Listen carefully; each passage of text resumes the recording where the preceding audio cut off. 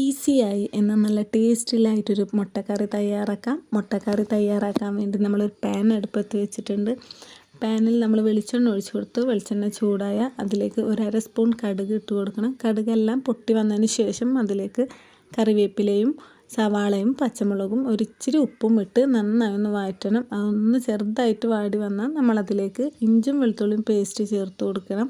ഇഞ്ചും വെളുത്തുള്ളിയും പേസ്റ്റിൻ്റെ പച്ചമണം മാറിക്കഴിഞ്ഞാൽ അതിലേക്ക് നമ്മൾ മുളക് പൊടി, മഞ്ഞൾപ്പൊടി, ഗരം മസാല, അതുപോലെ നമ്മളൊരു നുള്ള് ചിക്കൻ മസാലയും ചേർത്ത് കൊടുത്ത് നന്നായിട്ടൊന്ന് ഇളക്കണം.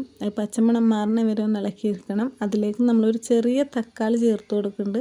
നല്ല പഴുത്ത തക്കാളി വേണം നമ്മൾ ചേർത്ത് കൊടുക്കാൻ വേണ്ടി. തക്കാളി നന്നായി വെന്തുടയണം. നന്നായി വെന്തുടഞ്ഞതിന് ശേഷം അതിലേക്ക് നമ്മൾ ചൂടുവെള്ളമാണ് ചേർക്കുന്നത്. ഇതിന് പകരം വേണമെങ്കിൽ തേങ്ങാപ്പാലും ചേർക്കാം.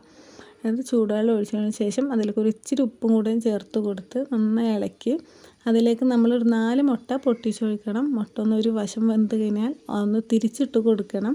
തിരിച്ചിട്ട് കൊടുത്ത് അത് കറി പറ്റിയതിന് ശേഷം നമുക്കതൊന്നും ഇറക്കി വെക്കാം. അപ്പോൾ നമ്മൾ ഈസി ആയിട്ടുള്ള മുട്ടക്കറി റെഡി.